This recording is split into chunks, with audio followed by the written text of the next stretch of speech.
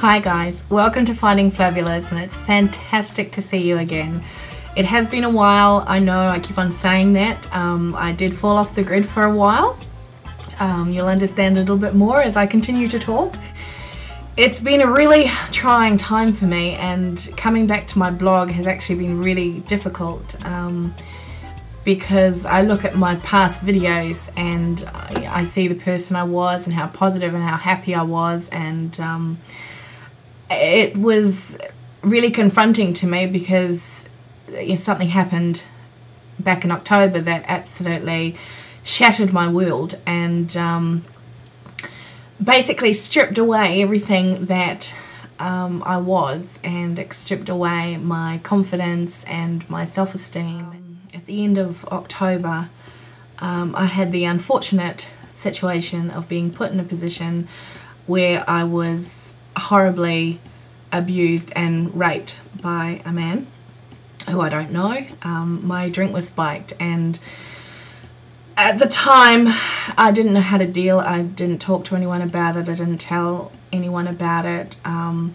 Instead, I just went on this mad fury of drinking and just needing to be around people all the time, socializing. My life got more and more out of control. I had no worth in myself. I just absolutely collapsed emotionally. I was, neglecting my children, obviously, because I was just going out so much, leaving them with babysitters all the time, and just, constantly. It's not that I was going out just to have fun. I was going out to try and forget what had actually happened, and not realizing, well, I guess deep down I didn't really realize just how much the incident, I call it the incident because it's really hard to actually mention the R word. It was really hard at that stage for me to see that it was that, and it was my not dealing with that and my hurt and everything that was causing me to just wanted to forget, and just wanting to, I was pulling away from my family, from my friends, from my blog.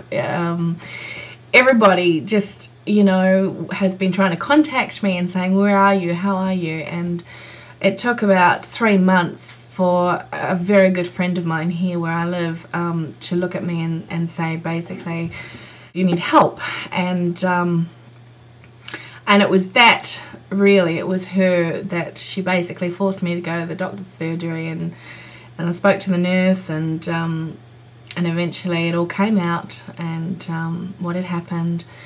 Since then I've been having intensive counselling to do with it, and I've been, getting my values right again.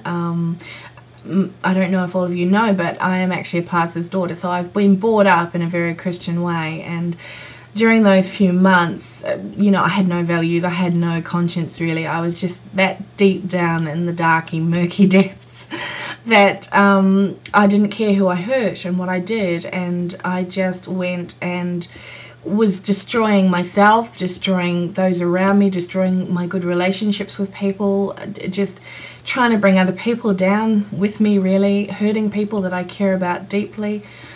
And it was all as a response to me just not loving myself and not seeing any worth in myself. And what was done to me was absolutely horrific. But another part of what was done was the words that were being said. And for me, on this weight loss journey, the most horrifying and hurtful words that you can say,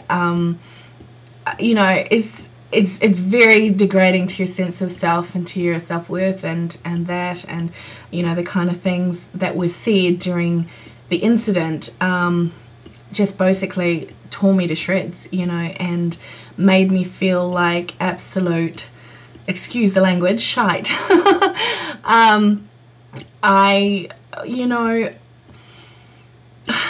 I've been keeping away from the blog because I've always tried to keep this blog very truthful, and I just didn't know, I wasn't ready to tell the world, to tell all you guys, my friends, what had actually happened. And even now as I'm recording this, I think, oh, maybe I'll post it, maybe I won't.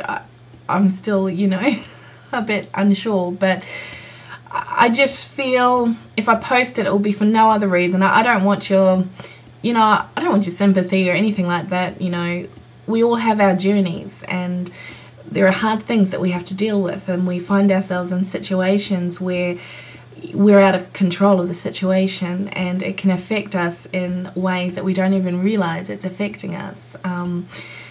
And especially with all the, you know, self-image issues relating to being overweight and not loving your body and not being at that place where you can look at yourself and say, I love you.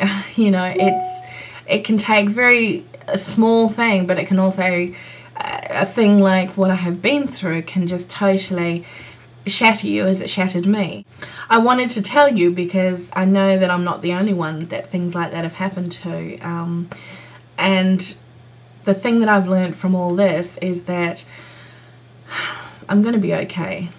And if you've been through something like that, you're going to be okay. I mean, I'm still not 100%, you know, I'm still not exactly where I want to be yet. I'm certainly a lot better over this last month and a half that I've been really seeking help, and I've had a lot of support from people around me.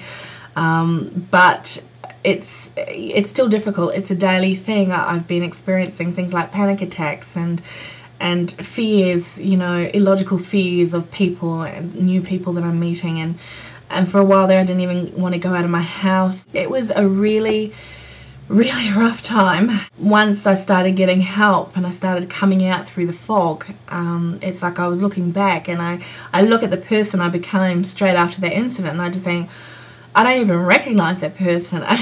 You know, I have an affectionate term with my friends. It's like, oh, you know, the evil twin came for those 3 months, and now that she's gone away again, you know, we don't want her back, type of thing.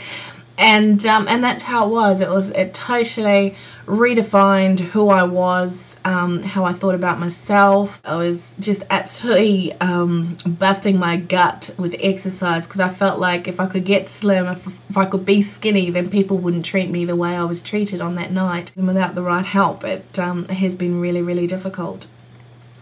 So that's basically, heart to heart, why I haven't been around for the last few months, because I've just had so much to deal with, so much to learn about myself through it.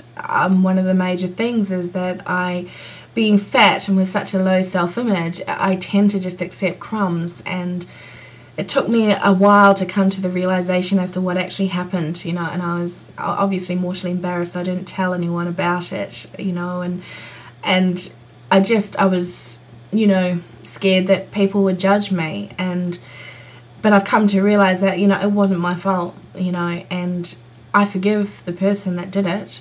I do not curse him, do not have anything against him. I feel a bit numb towards him, really. I don't have any anger or anything, but for me right now it's a case of just taking one step at a time, and every day can be a struggle, and every day I'm trying to rebuild the relationships that I tore down over that time when I was very depressed, and but it's getting easier, and I know that I will get through this. And I just wanted to encourage anyone out there, if anyone has experienced anything like that we will get through it. You know, in 10-20 years time it will be a mere blip on our horizon.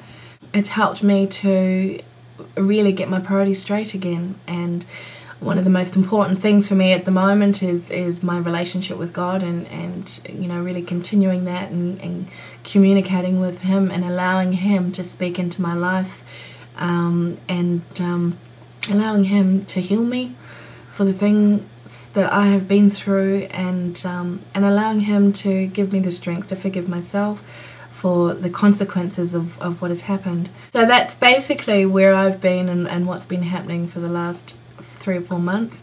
Stay with me, and I just encourage you, and I know you guys encourage me, and together we'll get there, and we'll grow stronger with each other.